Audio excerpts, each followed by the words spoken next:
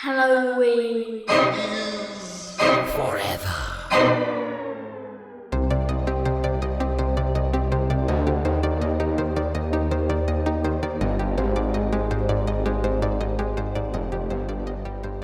Good evening, Stephen. How's life? Better than yours is from what I've been hearing. yeah. I've been battling furnaces all day and doing all types of dumb shit I didn't want to do today.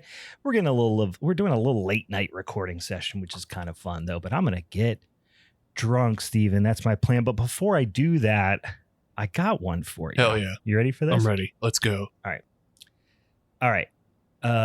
So this woman, she gets a phone call from her son's school, right? Just kind of out of the blue. Middle of the day, Mr. Jenkins gives her a call, and she picks up the phone. Says, "Hey, is this little Timmy's mom?" "Yeah, this is Mr. Jenkins, his music teacher." She said, "Oh, okay. How can I help you?" She said, "Well, I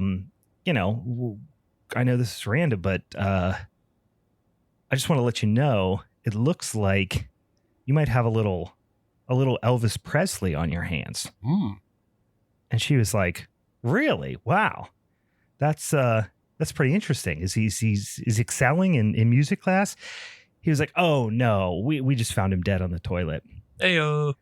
Welcome, boils and ghouls, to a very rock and roll minisode of Halloween is Forever. I'm Brian. I'm Steve.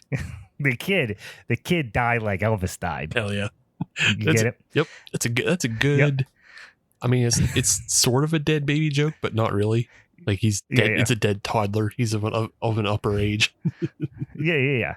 Not fully dead baby joke, but yeah, we are rocking and a rolling today for a variety of reasons. The primary one, of course, is because your boy got to hand down a quote-unquote punishment episode. But for those of you who joined us last week for our showdown, spoiler alert, you might have already picked up on this because I already damn well said it.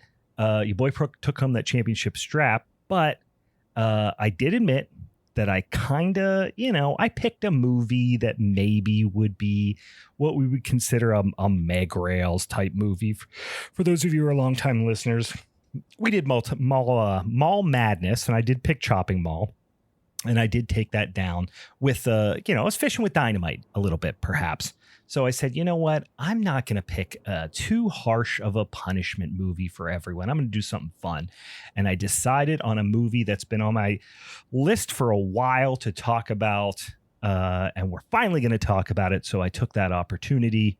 We're going to talk about Wild Zero from the year of our Lord, 1999, about a bunch of damn rockabilly Japanese boys. So that'll be really fun. Stephen, you seemed enthusiastic when I told you this was going to be my movie. Is this a movie I would assume you're familiar with? This is an interesting one because I was very familiar with it as far as its impact on a lot of cultural things, but I actually had never seen it. I was just very aware of this movie because, like, we can talk about it, as we get into the episode, but there's just like a number of things that like this movie and also the band in the movie influenced and like were things that touched in my life, but I just never had watched the movie where a lot of this culture came from. So yeah. Okay. All right. Interesting. Eager to talk a little bit about that. Yeah, this is a movie that I watched years and years ago, but have not seen in quite a while, and kind of had it on my like rewatch list because I probably haven't seen it in 15 years or something like that. So this gave me an excuse to do that. But guys, we're not talking about the movie. We're going to do some shit at the top of the show. Stephen, are you slurping on a little wet one over there? I don't know why I said that, but I like it, and I'm going to stick with it. What kind of little wet thing you slurping on over there? Yeah, dude, let's actually start referring them to as wet ones. Let's start calling them wet ones. That just came out very organically. What, you slurping on a little wet thing over there, a little wet one? Hell yeah, dude, I got a wet one going. As soon as I said it, I was like, that sounded disgusting, and I like it. Yep. We're taking it back. You got a nice cold, wet one over there, Steve. What do you got? Everybody can have wet ones now. Not a cold one, a wet one. A wet one. Getting wet. So this one comes from good old Youngstown, Ohio. Oh no, not Youngstown, Ohio. I've had a variety of near-death experiences there. Yeah. But hey, this is coming from the Penguin Brewery. Penguin City Beer is what it actually is called. And it is a honey dark lager. I saw that. Interesting. Said those are letters and words that I like. So I'm gonna pick it up. I don't actually think I've ever had Penguin City Beer before. But what is it? Their sports team at Youngstown State is the Penguins. Yes, sir. Yeah. I am an alumnus of the Youngstown State University. And we got Petey the pissed off penguin over there. He's got eyebrows that suggest he is angry. And for those of you who also obviously follow YSU football, they won today. So this is very appropriate. Oh, wow. We're recording this on the Saturday before it comes out late into the evening. How's that beer treating you? Because I've had a couple of their beers, and I will say, candidly, mixed reviews. But how's that one? Yeah, I wasn't expecting a whole lot. Actually, I think I have had one from them before, and it was just like maybe their standard Pilsner. And I, as a person who doesn't care much for Pilsners, a fucking subpar one made makes me care even less. But sure, this one's fine. You know, it's drinkable. I would put it in this around the same flavor profile as like a Newcastle Honey Brown. Okay. Yeah. You know what? I fuck with that. Yeah. I back in college, speaking of Youngstown, drank a lot of Newcastle back in college, and also drank a lot of Honey Brown as well. So a couple of college faves feels appropriate. Speaking of you not liking pills, I started out with a pills, and I got another on the backup because they're just these wee little cans of the new Sierra Nevada pills, premium pills they're calling it, kind of a check pills. But that's not the one that's in my glass right now. The one that's in my glass right now, I'm excited to talk about because when I saw they were releasing this beer in package once again, I got real excited because this is an all-time favorite for me. I am drinking a long lost favorite that I have not probably had in, boy, it might be 10 freaking years since I've had this beer until I cracked this 6-pack of Victory Storm King Stout. Oh wow. This is one of the beers that turned me on to craft beer, honestly, 20 years ago. And I was with a buddy of mine today. He was helping me out because he has one of them pickup trucks, and I had to buy a big giant tank and blah, blah, blah. Anyway, we were reminiscing about once in, I think I was in college. Some of us were in college. He's a couple years younger than me. He was still in high school, but we had a little party in the summertime with a bunch of friends. And me, him, and another friend split a case of Storm King Stout. Hey, because it was like, that was a lot of money back then. Yeah. It's a 9+% beer. It was like a $50+ case of beer. It's probably $100 now. But back then that was like, holy shit, it's a lot of money for beer. So we split it like 3 ways, and we each drank like a 6-pack of Storm King, and we're just fucking hammered out of our minds because we were, teenagers, and it was 9.1%. I think it might have even been higher back then. Yeah. Imperial Stout. But this is the type of beer. I'm gonna take a little slurp, see if you can hear how wet this thing is. It's a wet one for sure. I know it. Oh God, it's a wet one. It is wet as fuck. We've talked about before, I love a hoppy stout. Yeah. I love a big hoppy stout, and this is fucking it. They don't make beers like this very often anymore. And I fucking love it. I love it. Yeah, this one was like comparable to Full Pints, way back in the day, Full Pints Night of the Living Stout. And but that one was higher in ABV. I remember one of the first times I got it was actually like out in New York City. And New York City? I can't not say that if you say it like that. I know, of course. It's a setup. But yeah, we're old people remembering salsa commercials. Listen, children of the 90s, guys, get on board. Get the references. Google them. Go into YouTube. Look it up. But yeah, I believe our patron Ron will enjoy this. I was at Terminal 5 in New York City for an OPEF Dream Theater Between the Buried and Me, like just prog metal show. And it was the first time I'd ever seen Storm King on tap. I grabbed one and I was like, hell yeah, I'm going to get fucking ripped and watch prog metal. Hell yes.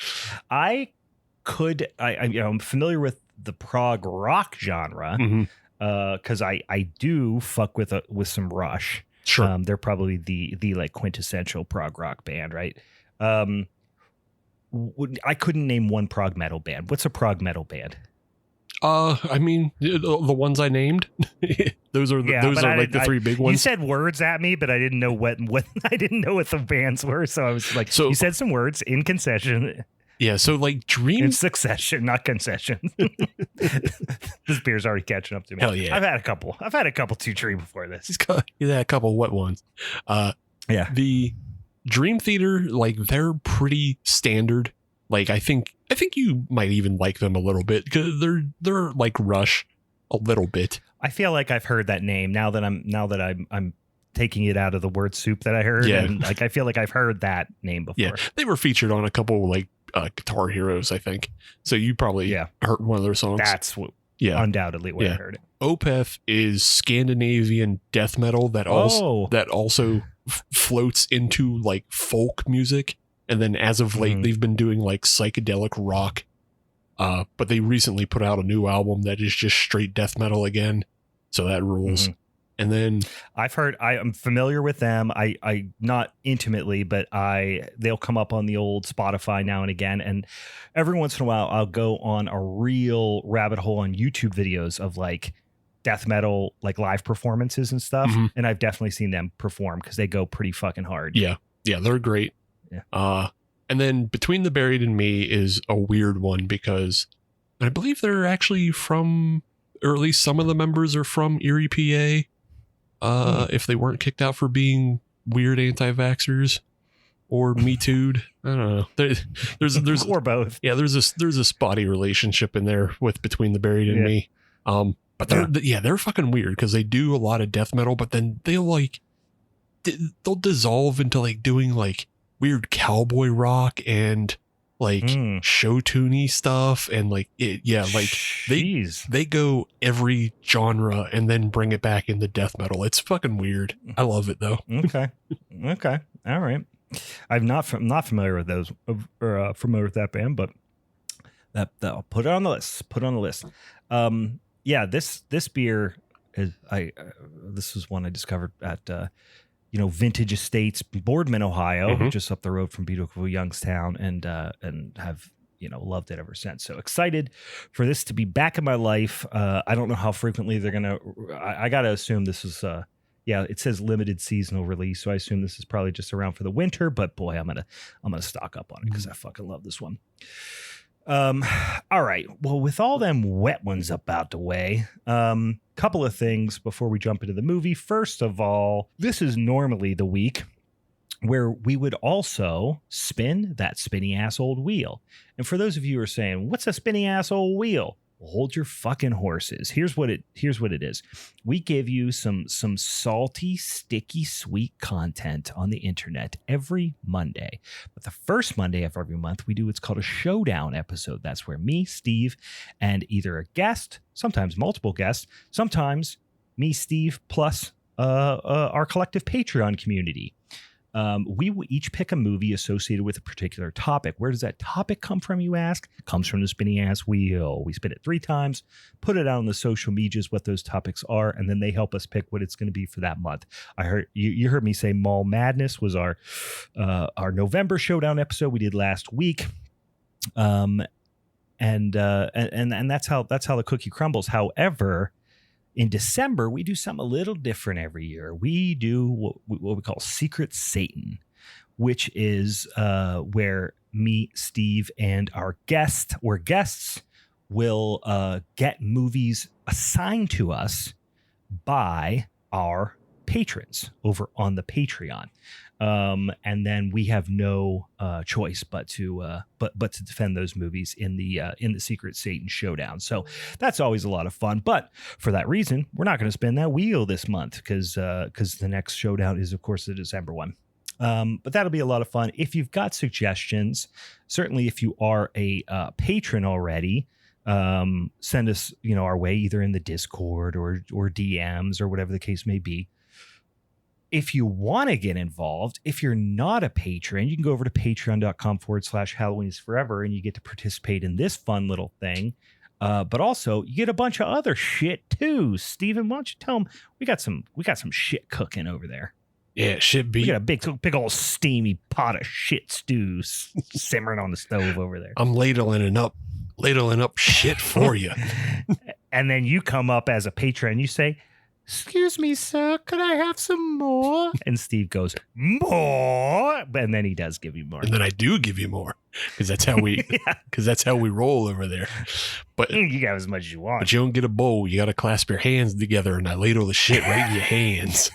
And then you got to slurp it out of your bare hands. But yeah, really paint a picture. Yep. Really selling the product. You come on over to patreon.com/Halloween is Forever. You sign up, give us $5 dues a month. You get on the Discord, which means you can watch episodes happen live. Not all of them occur at 10:30 at night. Some of them happen in reasonable hours. Usually, yeah. This might be the latest we've ever recorded. Or started recording, at least. Yeah. You get a whole bunch of reviews and recos. I got some reviews and recos brewing. You got some shit. Dude, I watched a movie the other night you will absolutely love. And I'll just say right up front, the movie's called Delivery Run. And okay, it is basically The Duel with a snowplow. And I like that. Yeah, that's all I'm going to say. But holy fuck, it's like this movie was filmed in 1991 with 2025 cameras. This movie fucks. I love it. 2024. It's going on the watch list. Yeah, you'll love it. I think other people will love it. But be on the lookout. If you're on the fence, I'm going to do a full write up about that coming sometime in the next couple weeks. Started watching Frankenstein. I haven't pulled the trigger yet. Work is pissing me off. I'm gonna do it here soon though. Yeah, you've been busy. You haven't had time. I understand. It's a lot because it's a 2.5 hour movie.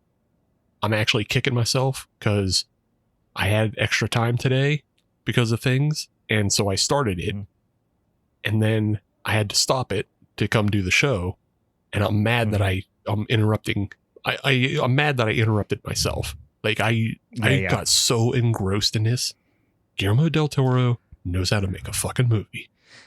Oh yeah, I've heard it's tremendous. Yeah, I've heard it's tremendous, and I'm already psyched up because, I'm thinking, listen, if it's half as good, I know it's a completely different director, but I know we were very psyched up for Nosferatu, and I think it delivered, even beyond expectations. And I'm expecting a lot out of this one too. Yeah. So far, like I've watched, about a half hour of it, and so far it has taken the Branagh Frankenstein, all the things we love the Branagh Frankenstein, and just blown them up to 15. Like hell yeah! Like the costuming, the opulence inside of the Frankenstein castle is crazy. The fight scene, there's an early fight scene where the monster besieges the iced over ship. Yeah. And it does a lot of the stuff that the De Niro Frankenstein monster does, of having kind of like, he has superpowers. Yeah, you got to. Yeah. I mean, that's what he's in the book. He's like super fucking fast, and he's like he's unfucking beatable, right? Yeah. That's the thing in the book. Yeah. Well, he's unfucking beatable here, and Hell yeah. He does some wrestling. Like, it's not full on wrestling stuff, but he does some wrestling dogs in the Alaskan snow type stuff. Nice. Does he suplex a dog? You know how much I love to see a dog get suplexed. Doesn't suplex a dog, but he treats these guys like dogs. Yeah. Nice. So, yeah, that's wonderful. So, I may or may not write up about that. I don't think I need to, is the problem. People need to know about Delivery Run. People don't need to know about Frankenstein. Yeah. That's not. It's got plenty of exposure. Yeah. It's just one of those things. I don't know that my voice is needed on that. So, but you get all those. You get reviews and recos. You get on the Discord. You get the 31 Days of Horror, which just passed, which is 31 recos of a whole bunch of movies you may or may not have even heard of. And on top of all that, you get a monthly exclusive podcast. We just released episode 8 as we wind down our 90s is Forever series. And man, the one we just did is so fucking bad. We were talking Chairman of the Board, starring one Mr. Carrot Top. Yeah, it's. I've said it multiple times now, and I'll say it again. I stand by it. It is in the running for the worst movies I've ever seen. Yeah, and it is definitively the worst and most annoying performance I've ever seen from an actor, Mr. Carrot Top. An actor. Yeah. Yeah. From a human being. I think for a long time, John Leguizamo in The Pest was my most hated performance, but I haven't seen The Pest since it came out, and I've seen Chairman of the Board recently. And so and now I'm on the same ship. Interestingly, when I was editing that episode, I came across a weird little Nexus event.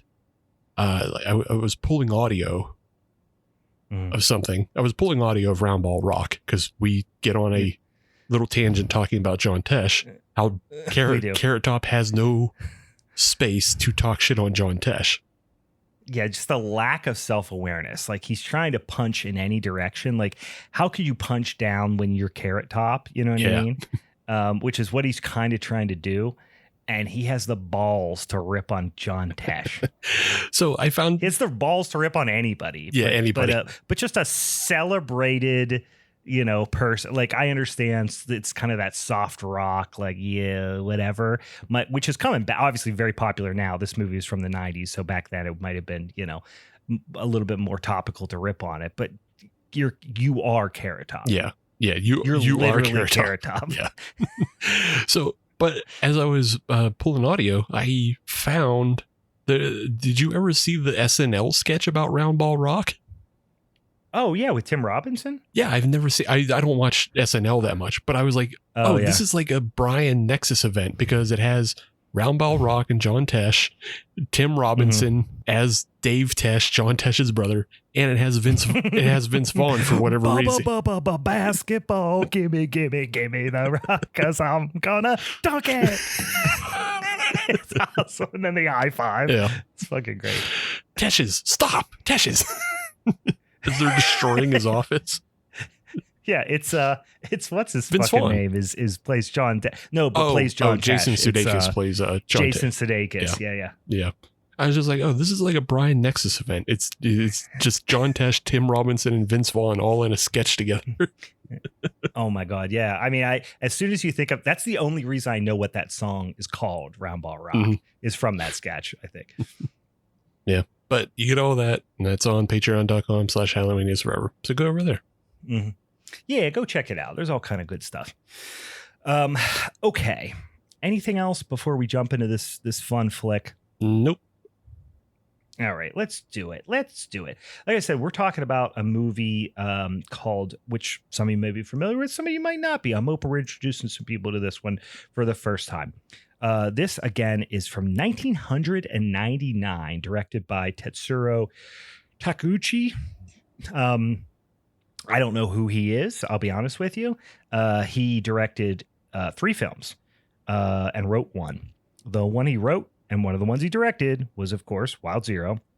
He also directed a film in 2010 called Florella. Yep. And then apparently he is they are working on, although I see no progress in the last 18 months on this, but they did do a GoFundMe to try and fund Wild 02: The Strongest Blood of Humanity, which is a great title. Yeah. Like it was kind of the 20 years later version of this movie. However, I have not seen any progress or anything since then. So I get the feeling that ain't going to happen, but I might be wrong. They might be filming it as we speak, but I very much doubt it. I don't think so. It doesn't look like it's going to happen. Yeah. Yeah. I don't know where this guy came from. I assume he's actually just a friend of the band, because he did, after this movie, direct a couple of their music videos. But yeah, I think they just kind of picked a guy out of obscurity. The band Guitar Wolf I'm assuming they just funded this movie themselves. I don't see like any sort of, I don't know, anything that would lead me to believe that this is like a studio idea. No, but it is beautifully done. It definitely feels like a weird indie flick. So it definitely wears its its influences on its sleeve, and it even calls out like this is essentially like it's a zombie flick, right? And it is specifically George Romero style zombies, like so much so that they actually do like the coloration almost mimic like the black and white version. But we also see those later on in like Dawn of the Dead style, like that like bluish white kind of hue to the zombies. So this is this movie has virtually everything you want. It has zombies. It has boobs. It has Japanese takes on Americana.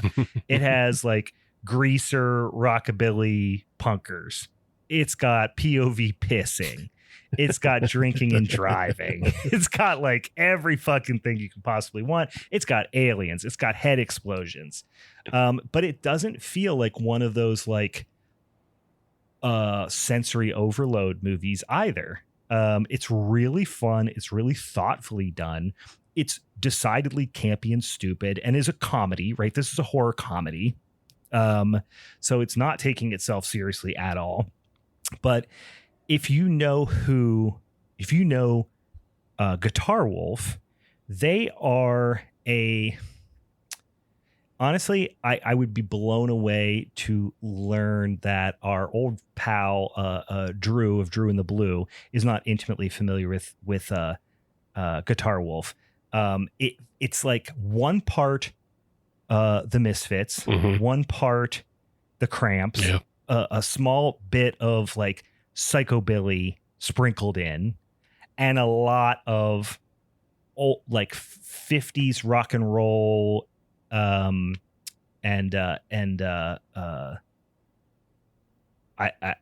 guess rockabilly aesthetic. Yeah. It's not really the rockabilly style music at all. It's pretty like straightforward garage punk, but there's a big rockabilly aesthetic to these guys.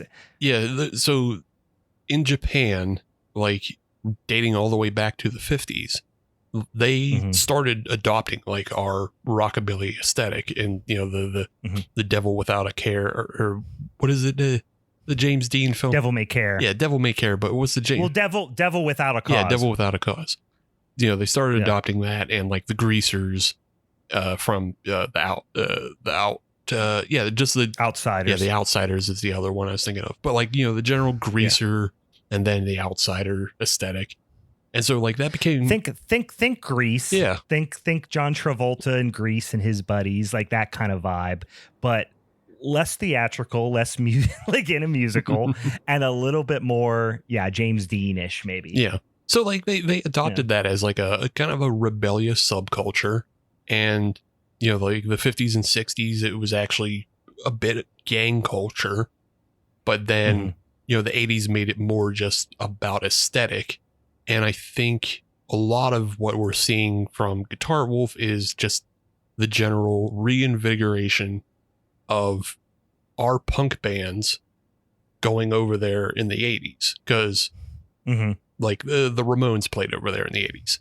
And so, Guitar Wolf has a very sort of Ramones coded aesthetic, but also they attribute Joan Jett as one of their big influences as well. And so you can kind of see that in the way they wear their leather and their sunglasses. You're like, oh yeah, it's like, it's the Ramones and Joan Jett. Like, that's who they respect. But they look like, they dress like the Ramones. They play like the Misfits. And I don't mean that in a positive way necessarily. I genuinely enjoy their music as do the Misfits, but to compare them to the Ramones, in musicianship might be unfair to the Ramones, because the musicianship, it's more about the vibe and the feel, and the whole thing is like rock and roll and rebellious self-expression, not musicianship. It's a little bit more like the Misfits in that sense. Yeah. So like Guitar Wolf specifically has like, this rockabilly subculture, but like you're saying, they play fucking garage noise rock is what they play. And their lyrics, like a lot of Japanese noise bands, their lyrics are very simple, at times nonsensical, because that's how they ingested the Misfits and the Ramones, and a lot of our punk music, because a lot of our punk music was just very simple shit you could yell along to, and now they're doing it on their own. So like you get this, one of the songs that is played by Guitar Wolf in the movie as a performance is, they're just screaming roaring blood over and over again, because like, and listen, the song fucking rules. Yeah, the song like, rips. But like that's a lot of it. And so Guitar Wolf is kind of like this stepping stone of like, they loved the old 50s and 60s rock and roll rockabilly, and they've ingested that, and they've ingested our punk, and now they're spitting out what they wanted to do, and it becomes kind of a proto noise scene from them, because they are very early 90s. And then you get another band, Boris, which is also very noise rock, but they're also like noise and drone stoner and art rock, and Boris fucking rules. And then you get another band, Electric Eel Shock, which is just very much Guitar Wolf again. Like it just feels like Guitar Wolf again, but like, they're younger. And I think a lot of this all comes over to the States around the mid 2000s because of this movie. Like this movie, the Guitar Wolf had been at this since, 1990, they formed in 1987. And so they'd been at it for a long time. But this movie's made in 99, and then that's when I felt like, because this is what hit me, is because I started getting an influx of like noise and art rock from Japan around 2003 to 2007, and that's where I got into Boris and Electric Eel Shock and Deer and Grey. Well, the band that turned me onto this genre a little bit was something I've talked about before, which I was obsessed with, was Berserk. And the Berserk opening theme is by a band called Pen Pals, that is similar. It's Japanese, highly American, inspired noise rock. Yeah. So like the intentionally bad, squeaky. Solos and all that sort of stuff. Yeah. The heavy amount of fuzz and distortion, and just it's loud, it blows your ears out, and the whole soundtrack of this film is filled with this stuff. But yeah, that was I feel like that's kind of like the ingest point of like a lot of American culture went into Guitar Wolf, and then Guitar Wolf kind of spurned off all this other Japanese culture that then came to us in the mid to late 2000s. So it's a cool thing. This the band is called Guitar Wolf, but also the lead singer and lead guitarist, it's a 3-piece, is also named Guitar Wolf. Mm-hmm.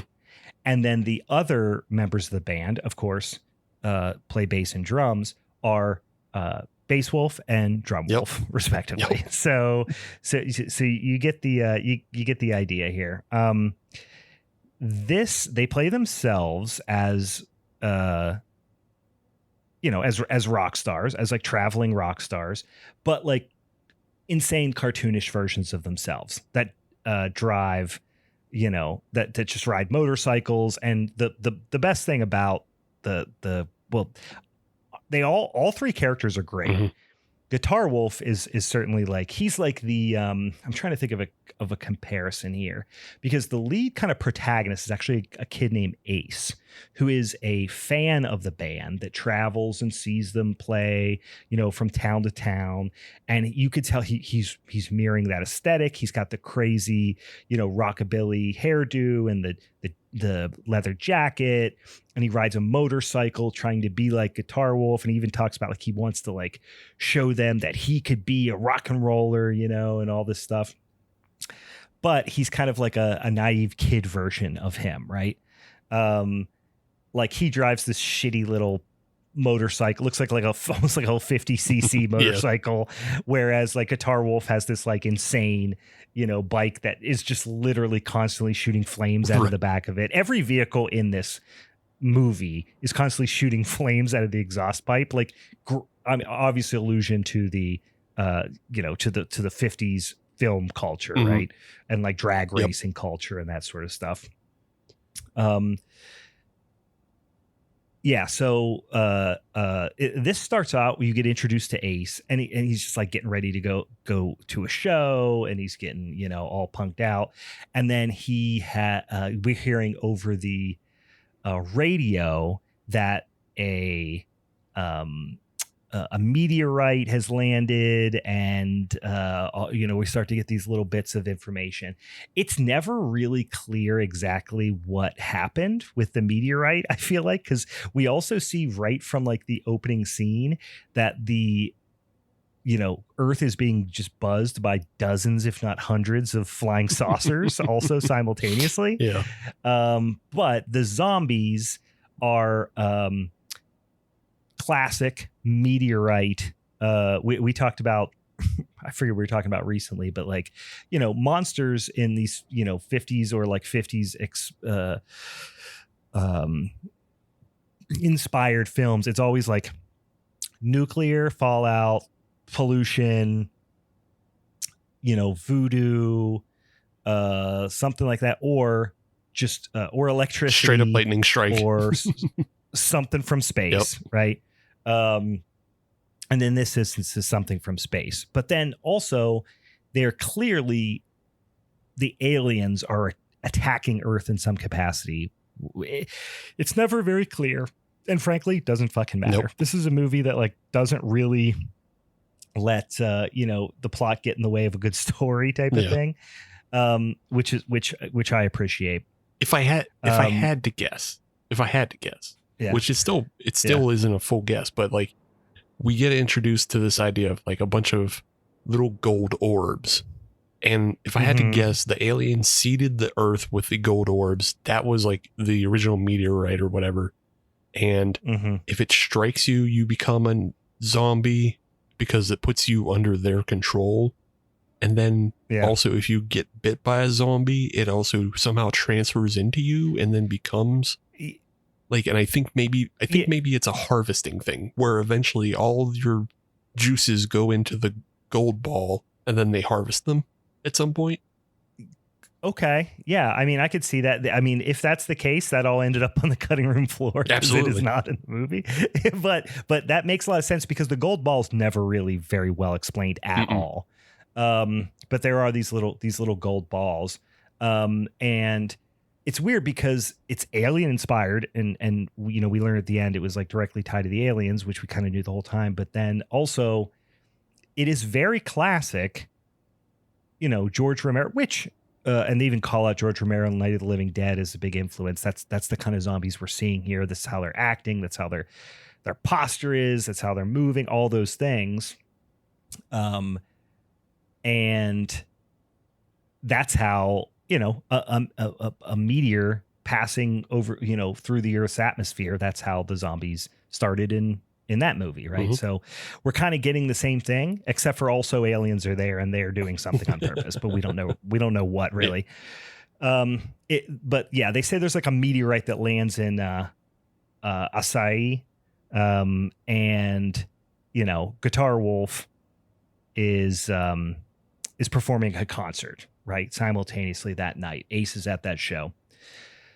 After the show, they're going down to kind of the guts of this club that they're performing at, and assuming they're going to look to get paid for their gig from a guy who I think he manages this club in some capacity, but also he is their manager. Like they have a longtime relationship. I think he even mentions at one point in the movie that he and Guitar Wolf are childhood friends. His name is just the Captain. Yep. And he's a wild ass character. He is a concert promoter / pimp / drug dealer that wears like a bowl cut wig of various colors throughout the movie, is always wearing hot pants, and is also like a super badass and like sociopath. Like he's really strong and everyone's scared of him, but he's also a sociopath and just like murders people at will. He's kind of like, this kind of chaotic bad guy in hot pants throughout the whole movie. Very cartoonish.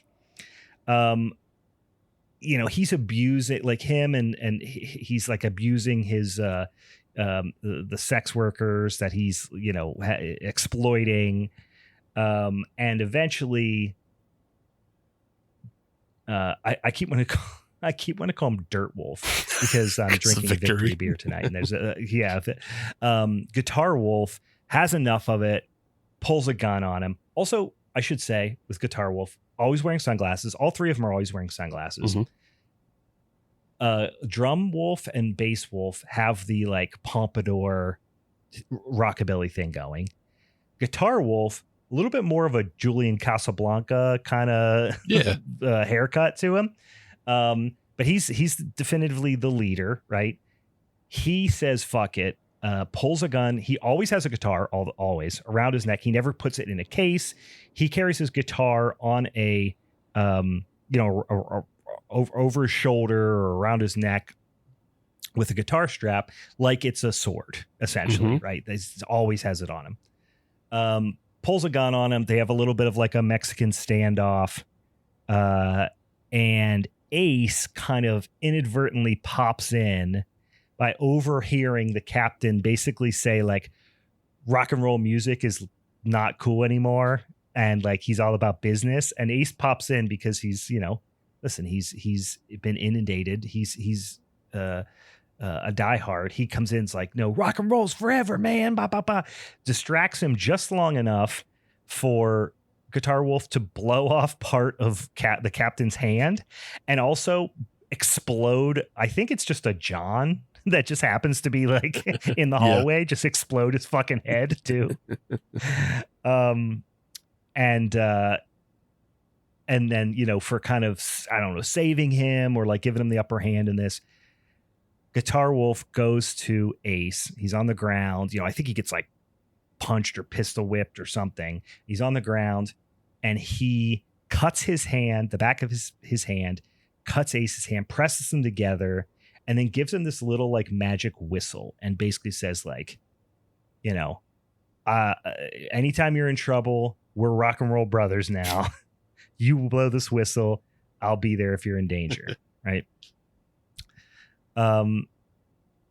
So we get these, we then get introduced to this. I think this is when they bring on the three, like the little couple, right? Yeah. We get introduced. We get introduced to a few other characters. Yeah. But it's impossible to go through all of them. Cause we have like, the Captain's like kind of right-hand man, which I don't even remember what his name is. No. But he's just kind of like his thug, right? Then we get introduced to a bunch of characters really rapidly, and we don't get a lot of backstory on any of them. We get introduced to this arms dealer, which she drives a Humvee around, and her name is Yamazaki. Yeah. We also have this like kind of mob boss kind of guy named Kondo. And I think what's the other, and him and the the captain's like right-hand man are going out into the desert to meet Yamazaki. She's an arms dealer. They're going to buy a bunch of weapons off of her. Right. So they're going out, they're talking about they're hungover, they had, a wedding, their boss's wedding or something the night before. We get introduced to them. We also get introduced to another character who's just kind of like out there on her own, which we don't know her name yet, but it's Tobio. She's just kind of wandering around out in the desert on her own. And then we also get Hanako and Toshi. They're like a bickering kind of fuck up couple, and their other friend, Masao, which he is played by. He essentially plays himself. Okay, I don't know who this person is.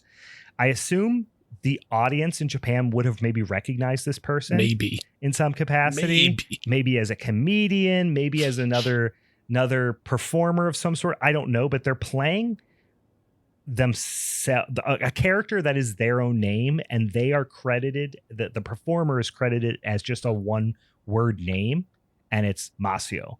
So I have a feeling maybe that there's some connection there, and this is some sort of like, performer that I'm just not familiar with. I don't think so. But they're dry. I don't think so. No, because okay, if you thought it's even weirder. If you thought honestly. The director's credits were light, I just opened it. He's got nothing. Everybody else has nothing. They have this movie. Yeah, it's fucking crazy. The lead character who plays Ace, Masashi Endo, he has a couple credits. He has a couple. Yeah. And, I think he played like a voice in one of the Transformer Beast Wars over there.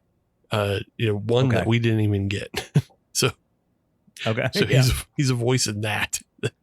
Everybody else, all their credits are this movie. Like Yamazaki, I went to look up because she's an interesting character, and watching her is very funny because she is constantly hitting pinup poses. She is. And I was like, yeah, either she is a very good comedic actor or she is an actual model. And I looked on her IMDb. This is the only movie she's ever been in. And the only thing, like, there's a weird YouTube video that I found actually of like this guy was like, I don't know this woman. She's only in this movie, and I can only find these 3 other model pictures of her from magazines. Does anybody know more about Haruka Nakajo? Because nobody knows anything about her. She just she may or less been an actual alien who came to Earth and then disappeared. It could have been. Yeah, she might be an actual alien, or she's just like a real estate agent, right? Now, or something like just a regular person job. For having such actors that are assumedly not particularly experienced in film and then didn't do a lot after this, you're getting a lot of good performances. Yeah. I mean, relatively good, because everything is like dialed up to 11. Everybody is like, it is a very shouty and loud movie. So it's okay for everybody to be a little, I don't know, unrefined in the way they behave. But Yamasaki stood out to me because she's constantly hitting pinup poses. Just watch her. It's so fucking funny. Oh yeah. Yeah. She's always constantly like putting your hand on her hip and like doing a side profile, kind of thing.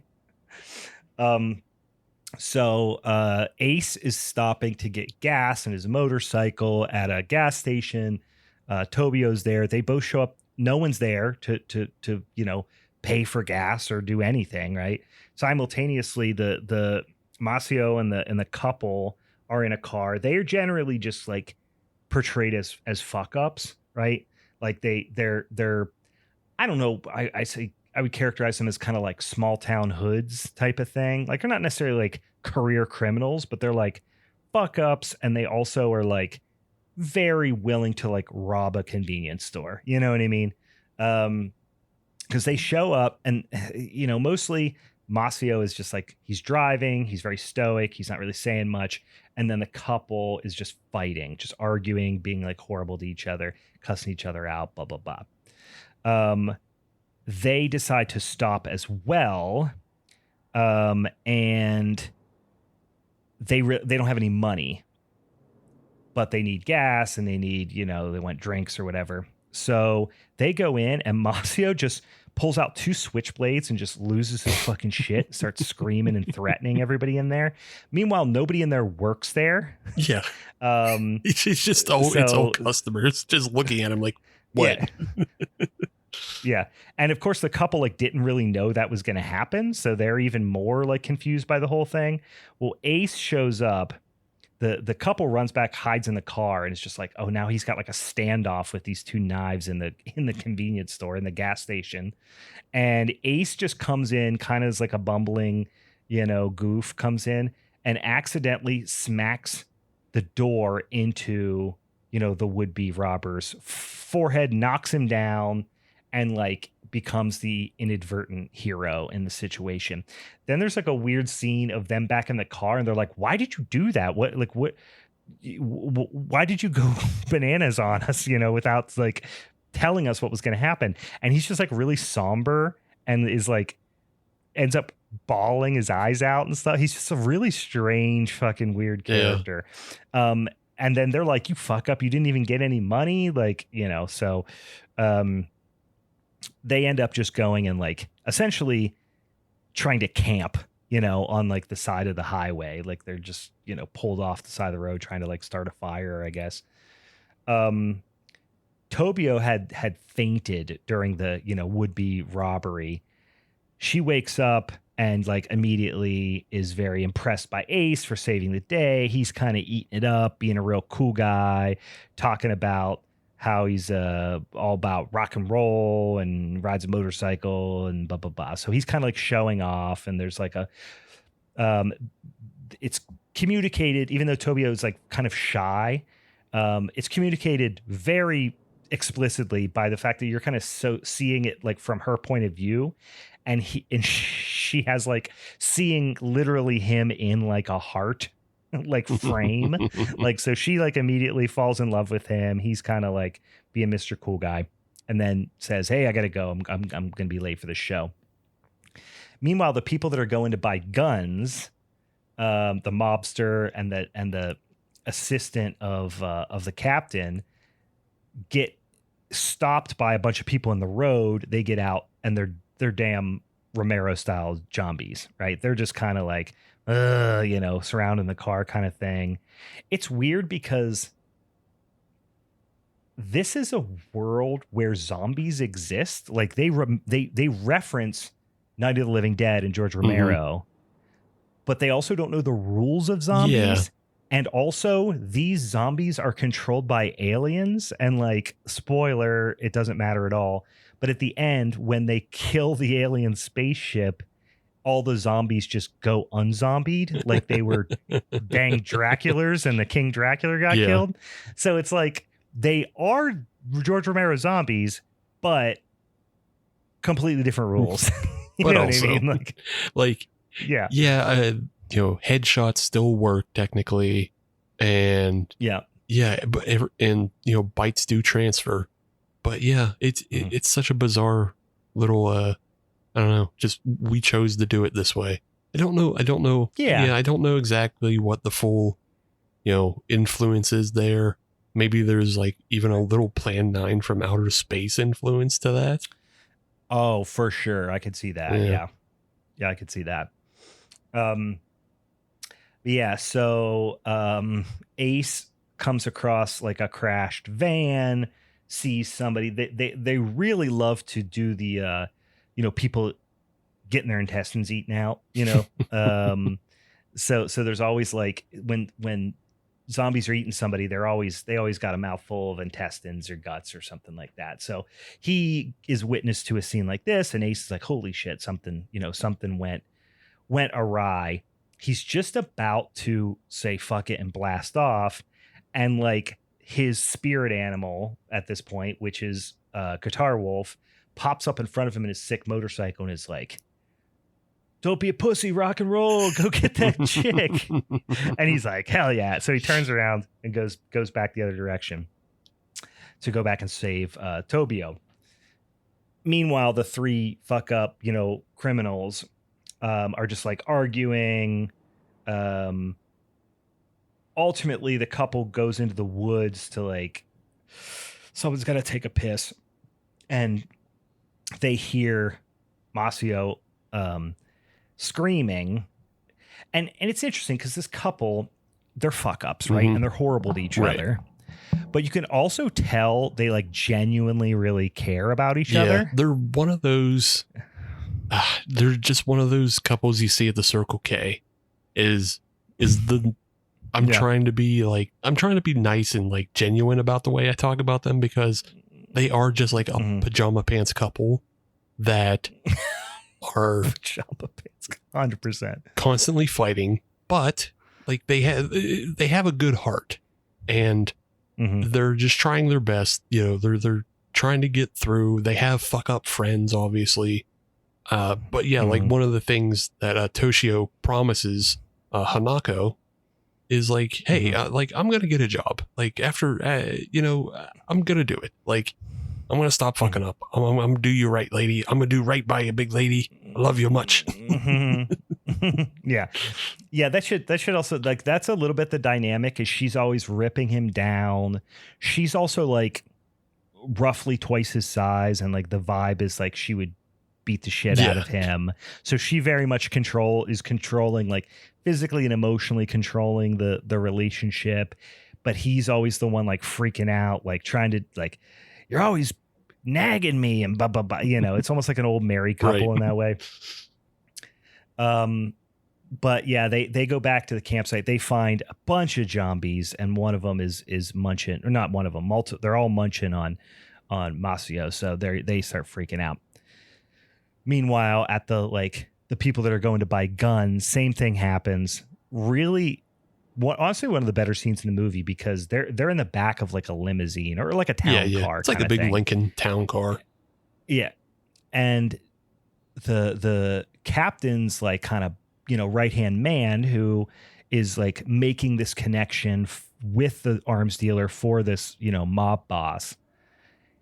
He gets out and is like, hey, get out of the road, dumbasses. They're zombies. He starts yelling at them, blah, blah, blah. They start approaching him. He shoots them, the gut shots them. Nothing happens because they're zombies. And they overtake him, kill him. And then meanwhile, the mob boss in the back, like, drive, get the fuck out of here, to the driver. And the driver just fucking shoots his own head off. It's so fucking good. He's just such a, he's just spinning the gun back and forth. He's like pointing at targets as they all surround the car. And then just up and says, fuck it, and turns the gun and puts it in his mouth and just blows his brains out. And like it leaves the arms dealer condo just sitting in the back by himself. Yeah. He's just like, what the fuck, he gets out. Yeah. Anyway, that happens in a second. Meanwhile, the what's her name? Yeah. The arms dealer girl, Yamazaki. She is starting to get a little impatient, because she feels like they mentioned they're like 2 hours late to meet her and yada yada. So she gets in her big ass, like it's a Humvee. It's a literal like military Humvee that she has, and she just gets in it and says, fuck it, and she leaves. Meanwhile, Ace gets back to the gas station, and oh gosh, I'm getting my names mixed up. Tobio? She's not Toshi. Tobio. It's another T name. Tobio is surrounded, and he, first of all, dumps his motorcycle, and fights them all off with a mop, kind of saves her. They just run out of there. Like they're not gonna, they can't get back on the motorcycle and go, they just have to kind of make a run for it, which they do. Meanwhile, Toshi and I don't forget the girlfriend's name. They're also running. What is it? Hanako? Is it? Yeah. Hanako or Hanako. Hanako. Yeah, Hanako. They're running through the woods. Tobio has this thing like a possum does when she gets too scared. She just faints, plays dead. Because at one point she's surrounded and same thing happens. She just like faints and collapses on the floor. So Ace has to go save her again. They run into this gated, area and escape for the time being. We get back to the scene. It's such a prolonged scene, but we check back in with the captain and he's watching this extended performance while eating of this girl who's like singing and dancing, and she's trying to do this like teen idol type of cutesy little performance, and she wants to sing in the club, and she's horrible. The song's terrible. He's clearly not even paying attention. He's just eating, just letting her do the whole thing. And then when she's done, he's like, that's great. We'd love for you to perform here. And you could just tell he's just going to, trick her into prostitution, essentially, right? That's what we're kind of meant to understand. But it just gives you a little bit of an insight into how much of a psychopath he is, and like how much of like a confidence man he is. Meanwhile, his like bowl cut wig has now turned to like bright red. It's like red. It's like crimson, freaking pink red.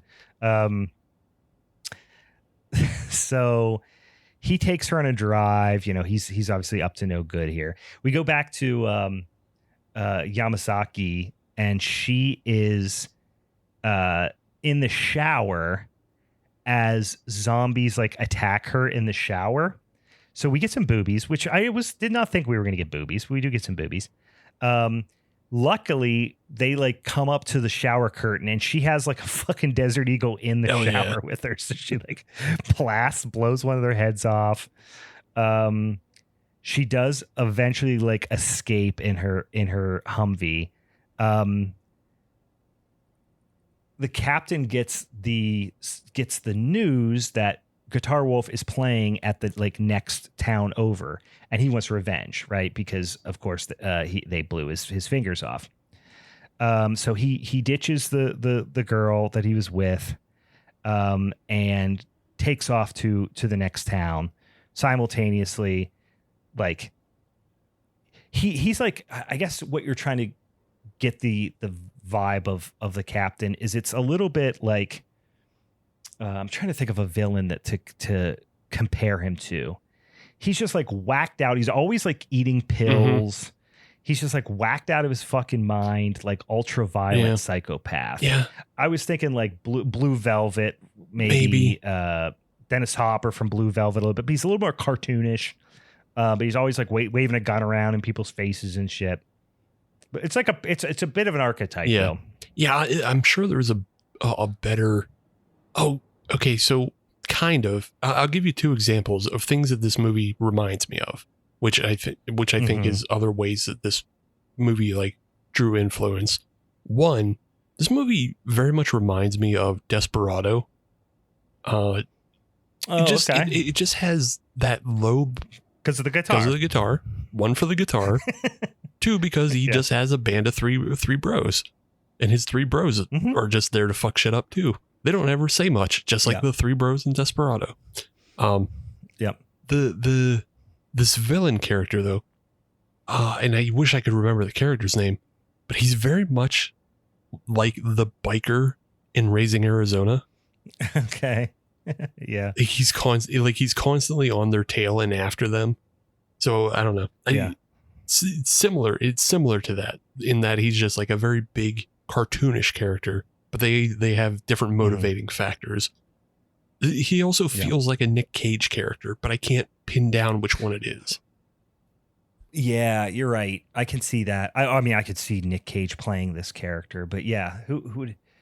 It's just he's unhinged. He takes a lot of joy in like just being crazy wild card, like intimidating people and all that sort of stuff. Like no morals or scruples at all. Yeah. Right. Is it Bad Lieutenant? Am I thinking of Bad Lieutenant? Maybe. I don't know. Maybe. Yeah. The guy, what's that guy's name? I can't even say Harvey. Harvey Keitel. Oh, who plays Harvey Keitel? Well, no, he plays the original Bad Lieutenant. Nick Cage plays Bad Lieutenant in. Oh, yeah. Okay. I was thinking Harvey Keitel, Bad Lieutenant. I don't know if I've ever seen Nick Cage's Bad Lieutenant, to be honest. I call myself a Nick Cage fan, but I don't know if I've ever actually seen it.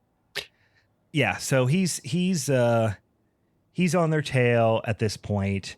Meanwhile, Ace and Tobio escape into like another room, away from the zombies. They have a moment, right? And Ace is like, "This is my chance to be a hero. I could save the girl." Blah blah blah. They share a kiss, and it's like he really starts questioning some stuff. Like this guy gets so little pussy that he kisses a girl and immediately is like, "I believe in God now." Like he's really on a bit of a coming to age, tale for him. He's like, the fact that I met you and all this stuff, like I never believed in God, but till this moment. Right. Then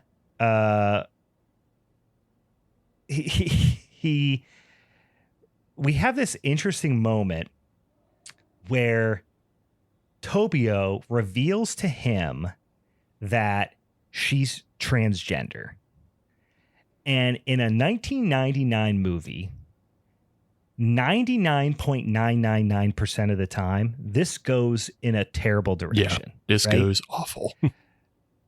Yeah, but this movie is so unique in that it is wildly progressive for 1999, but two, also treats this scenario with like a lot of heart and care and takes a very straightforward stance.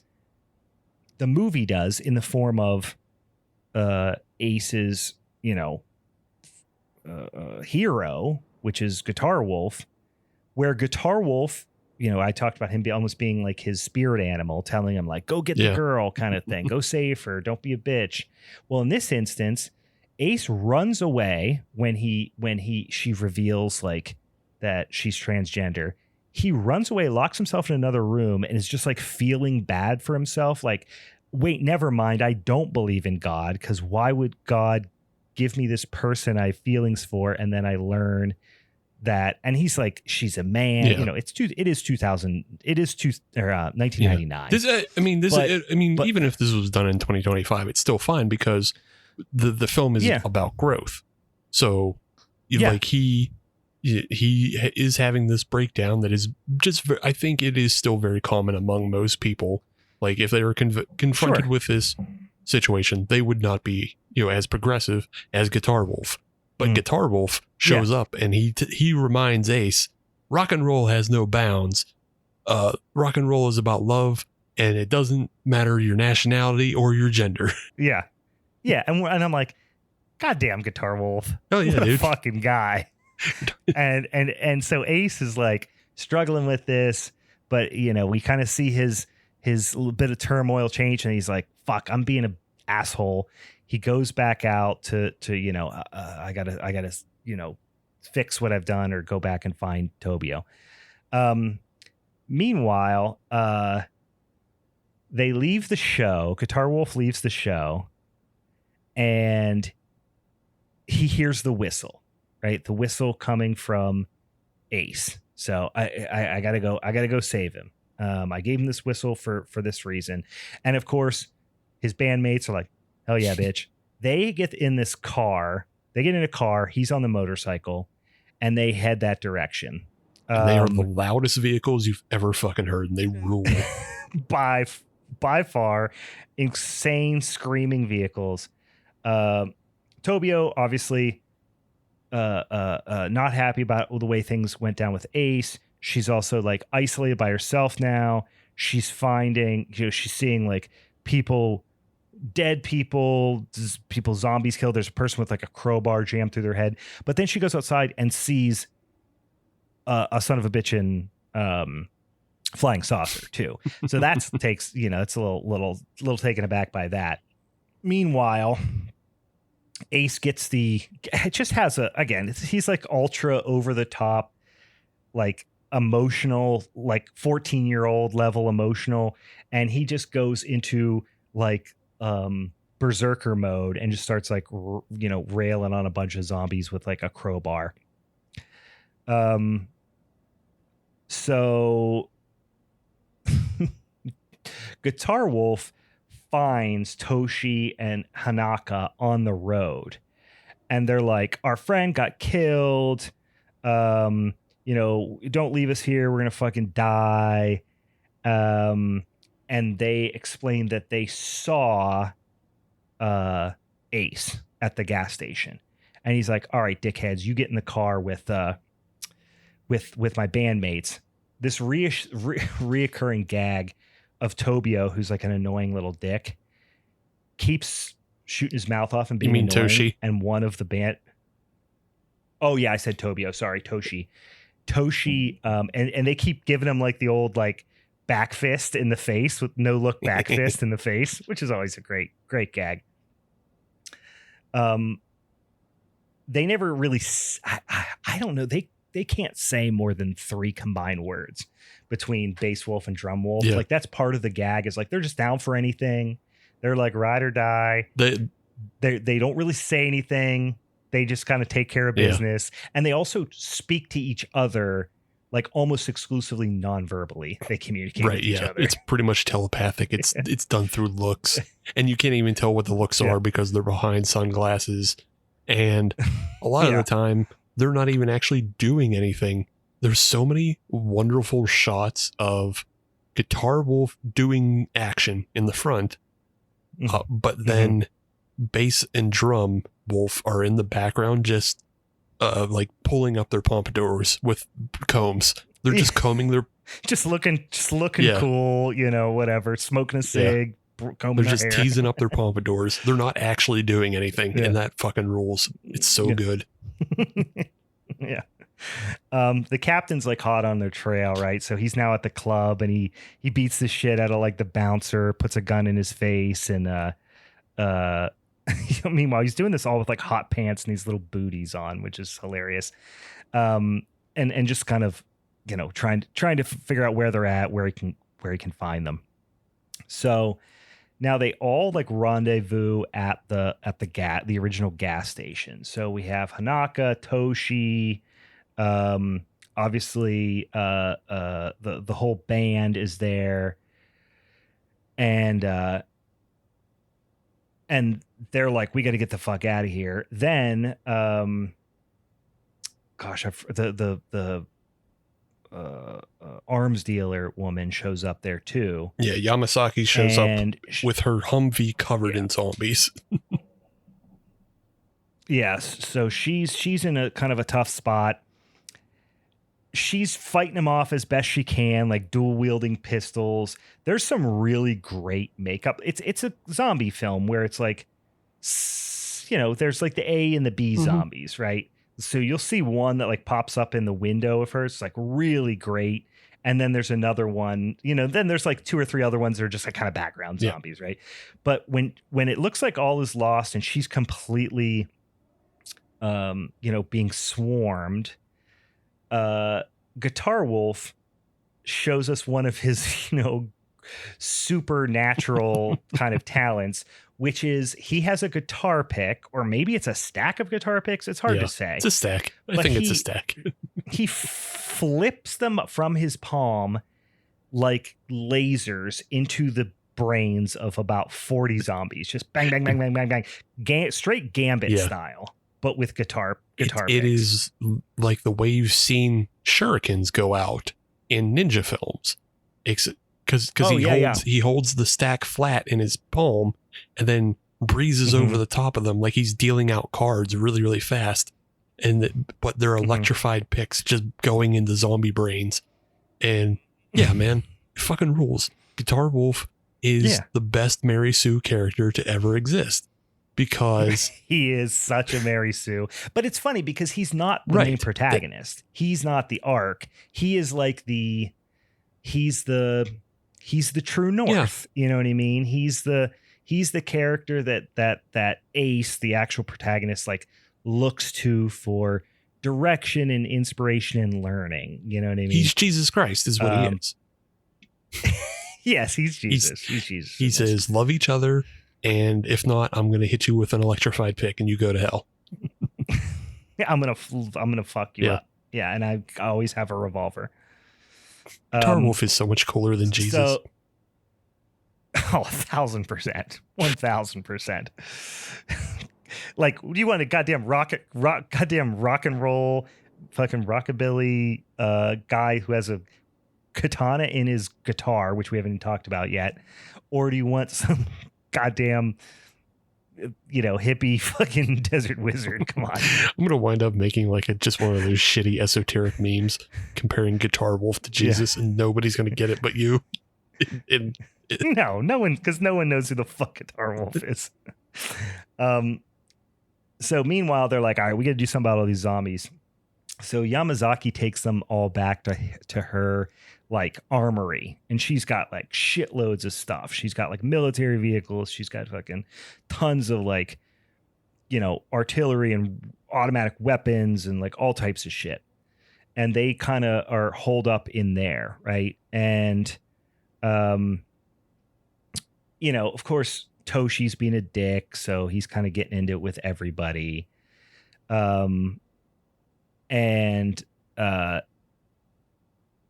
band's kind of talking about like, well, what are these? Like, they're finally trying to kind of have a sec to catch their breath and say like, what's going on? What are these things? And they're like, it's like zombies, like George Romero style zombies or whatever.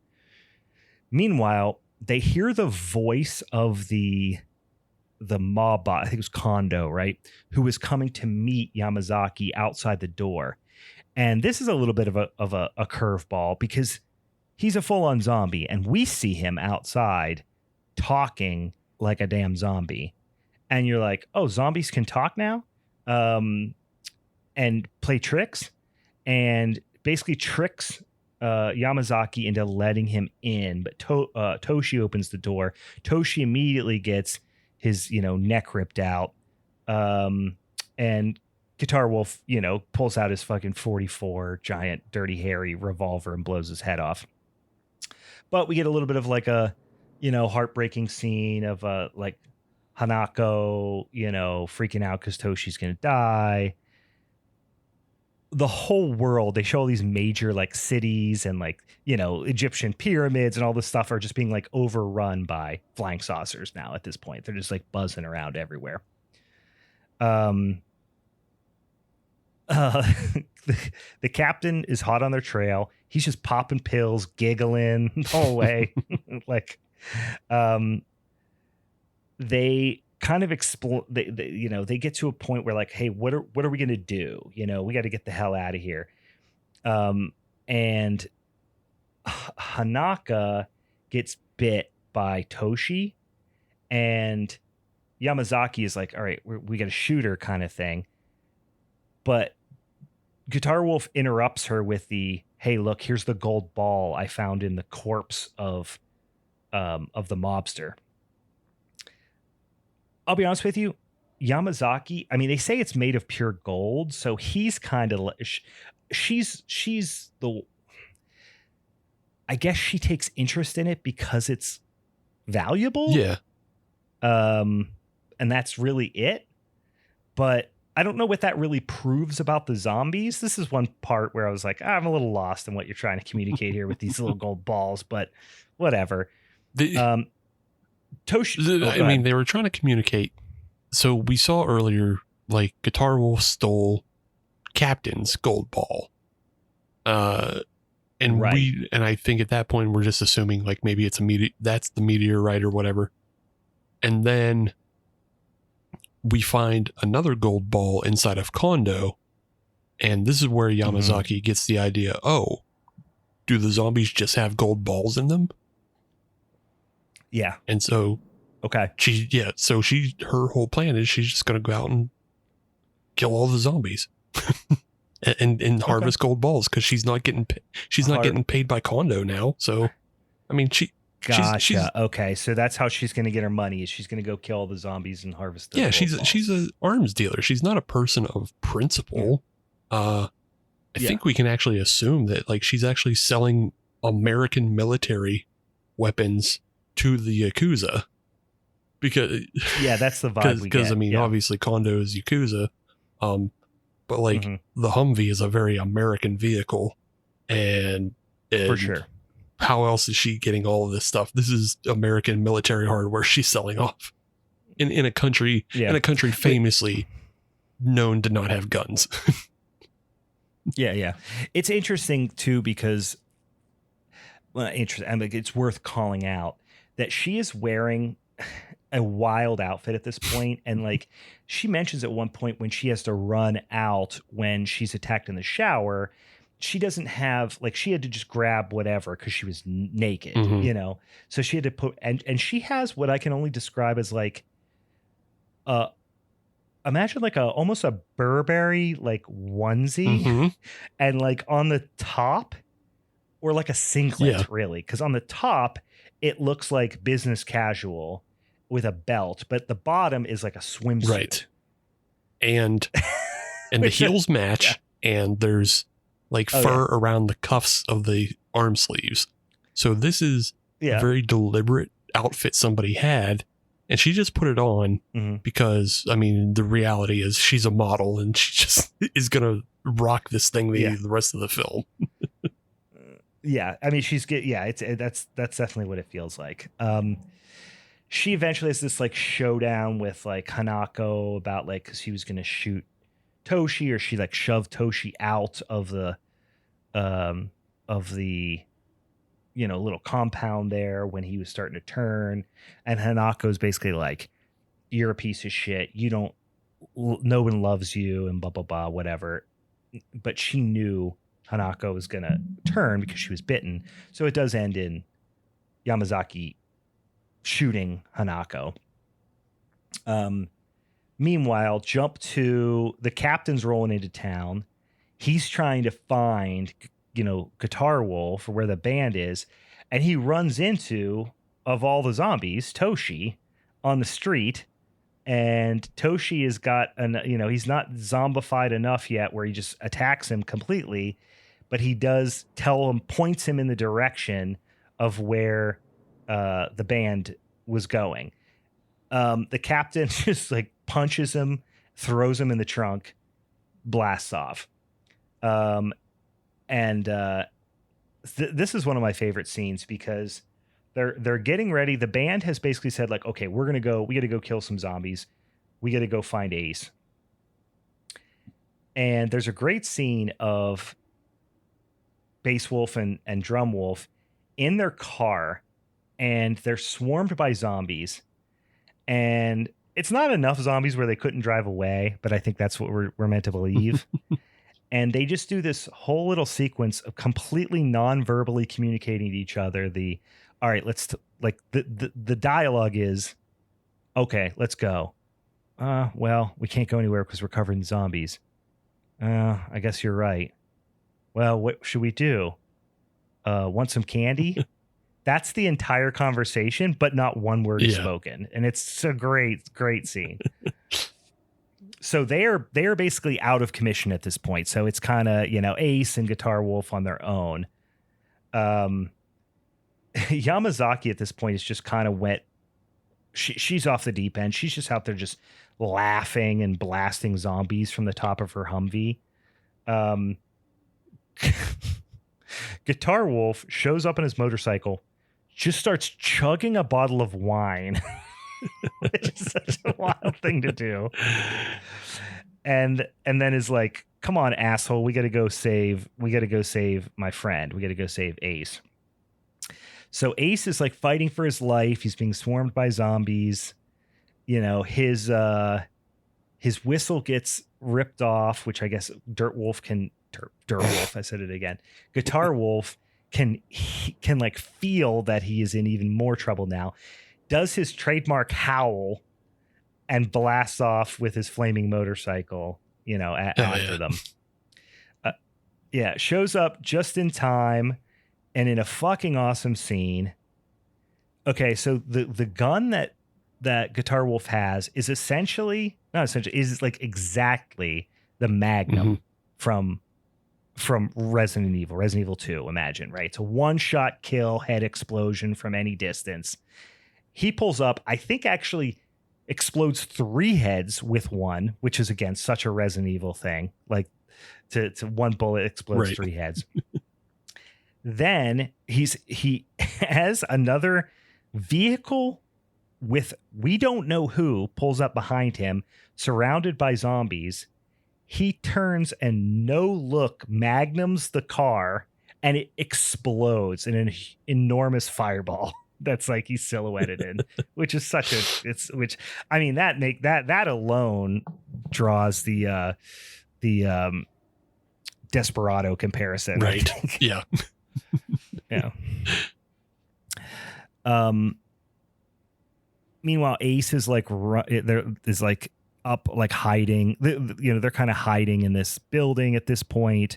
So it's Yamazaki, Ace, and Guitar Wolf, and Ace is being a little bitch, and Guitar Wolf is like, stop being a stupid bitch.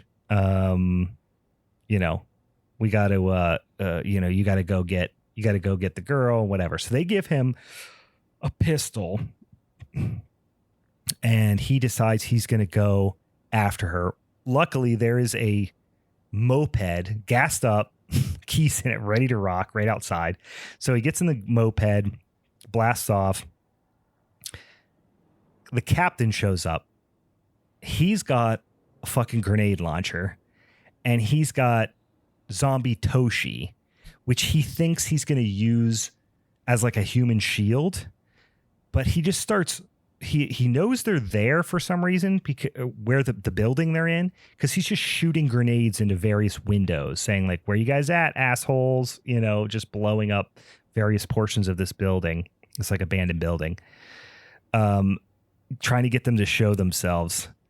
And in a funny scene, he's like using zombie Tobio as a, or not Tobio, Toshi, I mean, as a like human shield, and they just start firing rounds into Toshi, and he's like mad at them. He's like, "You're gonna do that to your friend?" Yeah. like meanwhile, it's like, first of all, not either of their friends. Second of all, he's a fucking zombie. Right.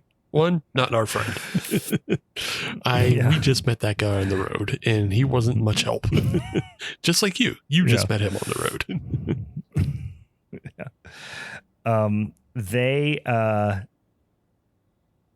This I don't understand, because Ace is gone, so now it's just Yamazaki and Guitar Wolf up in the building, and I guess where does the he's yelling up to them. The captain's yelling up to them, saying something about like, you can have as many of the golden balls as you want. Just come out. And Yamazaki calls Guitar Wolf a double crosser. And I don't know if she thinks he planted that there. To mislead her about the zombies having the gold balls in them. I don't know why she's mad at Guitar Wolf at this moment for the reveal of the gold balls. I think it's because the captain reveals that he says that they're worthless. And so I think that's why. Oh, I missed that. Why are they worthless? I don't know. That's what's missing for me. Yeah. Because there's no scene where like he gets it appraised or anything. or learns that they're worthless. So he's just like, I think he says to the effect, like, you can have as many of those balls as you want because they're worthless. And then that's when Yamasaki throws hers down, because she's like, oh, are you a double crosser? You're double crossing me? Yeah, okay. I missed the thing about it being worthless. All right, so the captain shoots a grenade into the room where they're at. Guitar Wolf jumps from like the third story out of the explosion, lands down the ground. You don't know if he's good. You assume he's going to be fine, but we cut away at that point to see that like Tobio's still like aimlessly like wandering around. The captain and Guitar Wolf fight. All right, I'm eager to hear what your take on what happens here is. But they're fighting back and forth. They're talking about like their childhoods and blah, blah, blah. And like the captain is finally like for the first time kind of showing fear because like Guitar Wolf, being the Mary Sue that he is, like he's getting the upper hand on him. Does the captain step on some sort of electrical like live wire? Mm-hmm. Because he steps on this live wire. They're kind of grappling, and then electricity goes through both of their bodies. And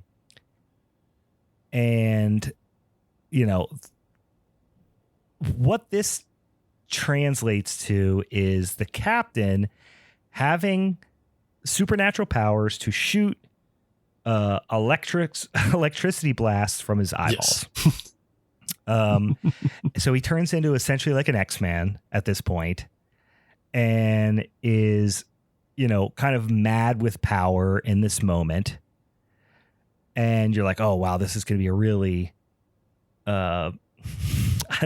formidable thing here for Guitar Wolf to deal with.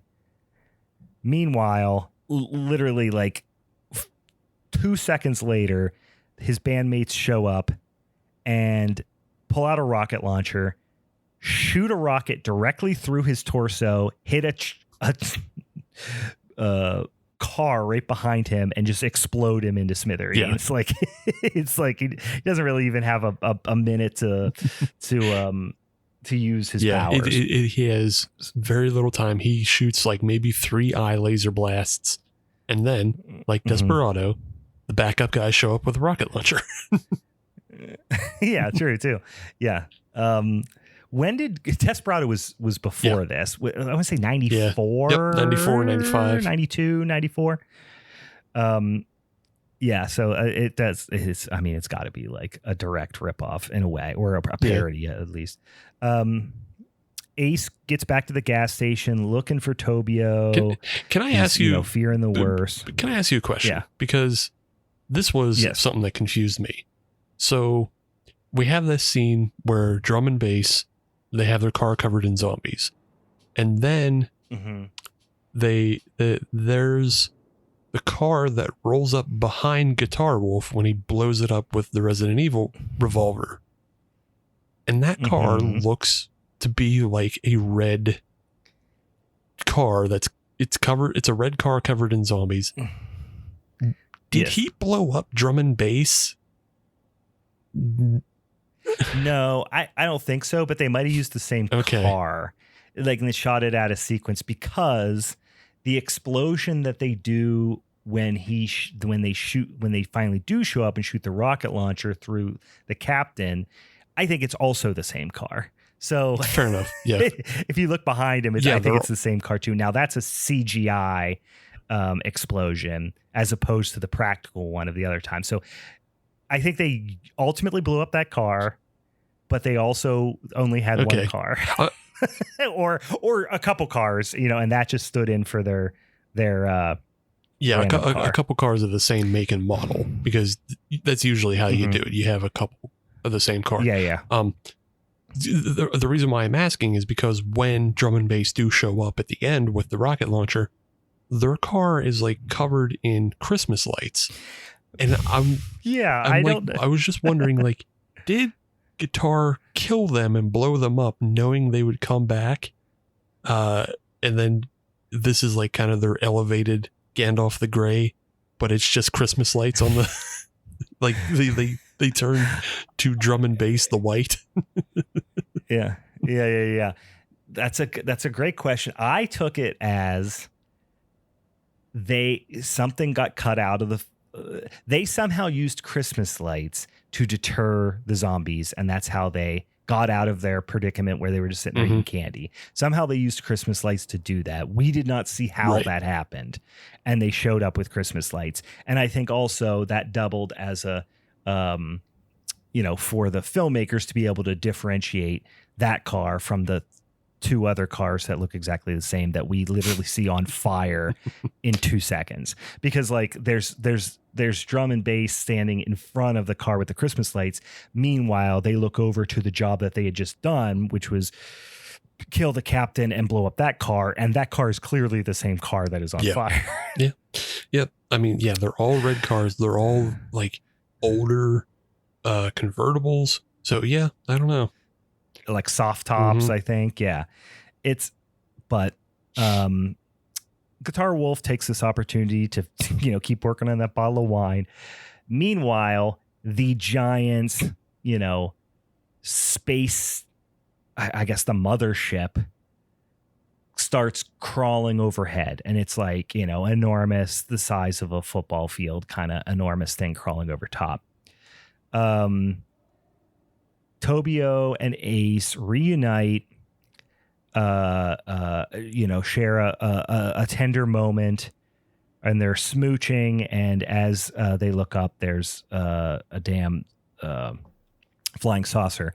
Meanwhile, Guitar Wolf jumps to the top of a building, and as the mothership is going over top of him, he reveals that he has a katana in the fretboard of his guitar, pulls it out, holds it to the sky, and as the mothership passes over top, which looks like it could have been hundreds of feet above the top of the building, but is now, we'll say 2 feet above the top of the building, 4 feet top of the building, he holds it and slices the mothership in half down the middle, or damages it irreparably, and then it explodes behind him as he resheaths his katana in his fretboard.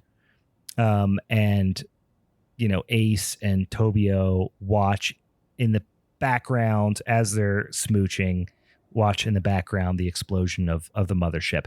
Now this is the part that lends some zombie rule question marks, because as that happens and the mothership is destroyed, all of the and Yamazaki is like, what the fuck? The band members are combing their hair. All of the zombies, presumably all over the city, just drop dead, turn back into corpses. So the ship was controlling the zombies. I mean, obviously in some capacity, like it would be some sort of signal or something, right? But we know it's also a virus or some sort of microorganism or pathogen or something. I would, because it's transmitted via biting. Yeah, I would say it's probably nanobot technology.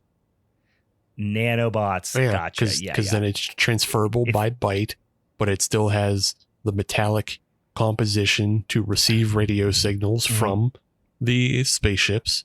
This. I should have known. Yeah, get your head out of your ass, Brian. Like, we've seen this before. Because I was going to say we've seen this before. This is first day stuff. But actually, this movie came out before it. But I was going to make another Dead Rising reference, because in that game you could smash the queen bee, and it would kill all the zombies that's around you. Oh yeah.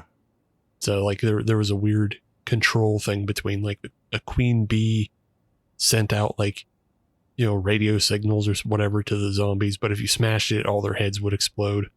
So, and this is also why I made that connection to Plan 9 from outer space, because I'm pretty sure after they destroy or like whatever happens, the Vampira and Tor and Bela Lugosi all go back in the grave because they're of no use anymore.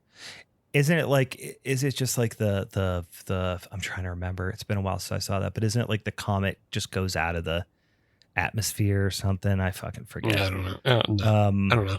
No, there was a spaceship in that one. It's that's the aliens, because that's the literal Plan 9 is they resurrect all those zombies. Oh, well, they destroy it. Remember, they're in the spaceship, and the one alien like turns in the other ones and starts breaking all the equipment. I'm just trying to recall scenes from it. Any case, the shit. Who gives a flying shit? Sorry if you've made it this deep into our podcast and just finding out that we don't care that much about Ed Wood's fucking goofy movie. I was gonna say, if right now you're raging because we don't know the plot of an Ed Wood movie, then we're just it's not the show for you. Sorry. So yeah, the town being saved and everything at this point. The band, they're off to the next town to help the next people and play the next rock and roll. He does gift, Guitar Wolf gifts, Ace a comb, because they're joking about how he had like a shitty comb that he stole from his mom or whatever. And then it ends with Ace's voiceover saying, basically, I never went to another Guitar Wolf show, which I thought was weird, but he never went to another show. Basically he found what he was looking for in life, which was, of course, love and his, confidence and whatever he, I forget if he was the Tin Man or the Cowardly Lion or whatever, but he got whatever he needed. And it finishes with, again, the other, he learned from Guitar Wolf, which is courage and rock and roll and love has no boundaries, and the same message as before. And that's it. As they drive off into the distance, we do get a quick little post credit scene of the captain in his, I don't know, electric energized state, cackling a little bit. So perhaps he's not dead despite having a giant hole in his torso. I don't know. Like I said, I don't think 2 is happening, so we may never know, unfortunately. It's very unlikely. Is it even the captain, or is it his right-hand man that we see at the very end? It's hard to tell, because the zombie is completely like skinned up and like char. Well, this is why I thought it was the captain, is because he's like charred black. Yeah, he's charred up, but also like his skin is showing. So it's like it's a, and we did learn that the captain is actually bald because Guitar Wolf takes his wig off and everything. But like, it could also have been the right hand man. It's hard to tell, but it just might be a zombie of unknown, like no consequence. And it's just like, I'm coming for you. Well, he is calling out Guitar Wolf's name. Yeah. Which him wanting to get revenge from the initial blowing of his hand off the whole time would lead me to believe that it's him. But yeah, it is difficult to say because he's all charred and it's also like very dark and But that is it. That is Wild Zero from 1999, guys. Absolutely worth a watch. Yeah, listen, if you're into what Japanese culture thinks of American culture, but also like, 3-chord rock and roll, screaming noise rock, screaming noise rock, then and zombies and explosions and a lot of heads popping. This is for you. One of the loudest soundtracks that's not gummo. It's just the noise rock is off the charts. You're not gonna recognize probably 99% of the bands because they're all Japanese, but there is one instance where Rebel Girl by Bikini Kill is played. So okay. I think that's There's a recognizable one. The most recognizable song on that. Yeah. All right. Well, Boils and Ghouls, I hope you enjoyed. Like I said, I played it kindly, I think, for this one because of the nature of my win. But, I would like to say that would garner me some goodwill in the future, but I don't know that that's necessarily true. But it was a lot of fun, and I'm glad we finally talked about it, and I finally went back and rewatched this film. Yeah, it was fun. Well, one of the other cultural things is that like I was aware of, but like, have you ever played the game No More Heroes? I'm familiar with it, but I never played it. I swear to God that those games are directly inspired by this movie. I mean, among makes a lot of sense of what I remember, which is just like that, like probably the image on the, on the front of the game is like the only thing I'm remembering, but it does look exactly like, one of the band members. Like those games are, Suda51 is like the developer. He's like kind of a trauma version of Hideo Kojima is the best way I can explain him.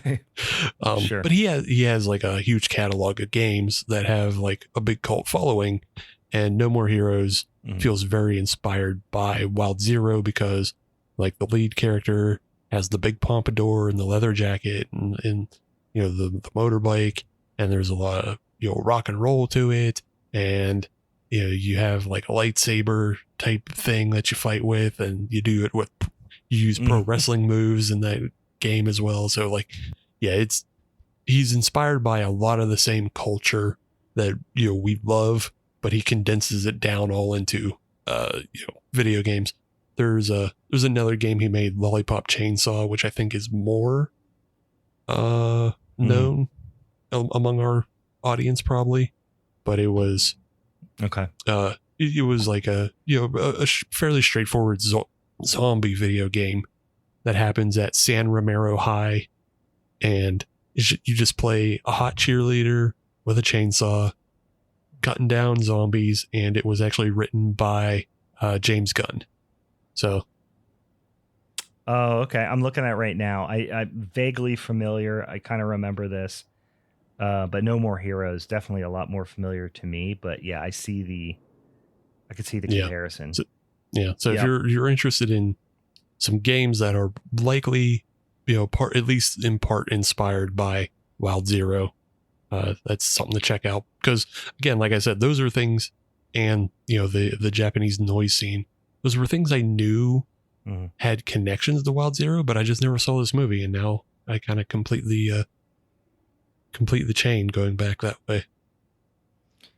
Holy shit! There's a lot more No More Heroes games than I thought there were. Yeah, there's like 3 or 4 on the Switch, and then I think Lollipop Chainsaw came out on everything. Yeah. All right. Well, Boils and Ghouls, I hope you enjoyed that one. Join us next week. We've got a couple of fun things going into. We're about to kick off the holiday season. We're going to have a couple of fun Thanksgiving-y things that I've not seen yet, so I'm super excited about that. And then we're delving right into one of my favorite things, which is Christmas horror movies. So if you've got suggestions, we're averaging, 98 new fucking feature-length Christmas horror movies every year now. I would say 78% of which fucking suck. I don't mind watching them, but if you can steer me clear or steer me towards a couple that are good or bad, let me know, because I'm going to fucking watch them. And if I can save some time and try to find a good one, because I ain't going to watch them all, shoot us a little DM. We always appreciate that. Anything else, Steve, before we wrap up this here minisode? Nope. All right, I'm going to bed. I'm tired. For the Halloween is Forever crew, I'm Brian. And I'm 1 inch of snow on Monday. Hell yeah, brother. And I'm going to go die on the toilet. Bye.